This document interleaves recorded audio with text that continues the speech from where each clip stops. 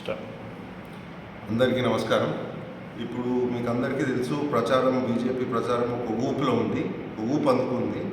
ఇప్పుడు కొన్ని రోజులల్లా మనకు ఓటింగ్ ఉంది. దాని తర్వాత ప్రజలందరూ బీజేపీ వైపే చూస్తున్నారు. ముఖ్యంగా కొండా విశ్వేశ్వరరెడ్డి గారి తరఫున అందరూ చూపు చూస్తున్నారు. ఎందుకంటే మచ్చలేని నాయకుడు ఈ రోజుకి ఆయన ఒక్కడే.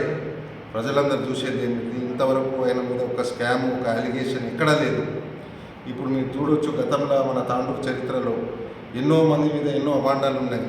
ఇప్పుడు కాంగ్రెస్ పార్టీనే రంజిత్ రెడ్డి గారికి టికెట్ ఇచ్చింది. కానీ ఇంతకుముందు రంజిత్ రెడ్డి ఎంపీ ఉన్నప్పుడు కాంగ్రెస్లో ప్రసాద్ గారు, మళ్ళీ రేవంత్ రెడ్డి గారే ఆయన పైన ఆరోపాలు, అభాండాలు వేసినారు. ఏమని, ఎండోమెంట్స్ 3000 ఎకరాల భూములు స్వాధీనంలో తీసుకున్నాడని, మళ్ళీ చికెన్ ఫీడ్ స్కామ్ల కూడా ఇన్వాల్వ్మెంట్ ఉంది, 300-400 కోట్ల స్కామ్లో ఇన్వాల్వ్మెంట్ ఉందని కాంగ్రెస్ పార్టీలో చెప్పినారు.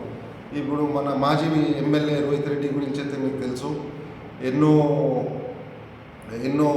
స్కామ్లు, ఎన్నో కేసులు, డ్రగ్స్ నుంచి రకరకాల కేసులు వచ్చినాయి. తను వచ్చి వాదిస్తున్నాడు. ఇప్పుడు తనకైతే తిరస్కరించారు. ఒక మచ్చలేని నాయకుడు తాండూరుకి, చేవెళ్ళ పార్లమెంట్కి, ఢిల్లీలో ఎవరన్నా రిప్రజెంట్ చేయాలని ప్రజలు చూస్తున్నారు. అది ఎవరు కాదు కానీ కొండా విశ్వేశ్వరరెడ్డి గారే మచ్చలేని నాయకులు. ఆయననే ఈ పని చేయగలుగుతాడు.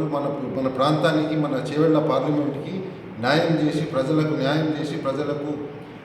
ఢిల్లీ నుంచి వచ్చే సౌకర్యాలు, స్కీములన్నీ ప్రజలకు అందజేసేది ఉట్టి కొండా విశ్వేశ్వరరెడ్డి గారితో చేతనవుతుందని ప్రజల అభిప్రాయము. ఖచ్చితంగా కొండా విశ్వేశ్వరరెడ్డి గారు గెలుస్తున్నారు. ఇప్పుడు మేము చూసేది ఏమంటే, మేము మెజారిటీ ఎంత తెస్తున్నాం తాండూరుకి వెళ్ళి, ముఖ్యంగా తాండూరుకి వెళ్ళి. ఇంతకుముందు కూడా చెప్పినాం, తాండూరులో మేము అనుకున్నది దాదాపు ఒక 30 నుంచి 40 వేల లీడ్ మాకు వస్తుందని మాకు ఒక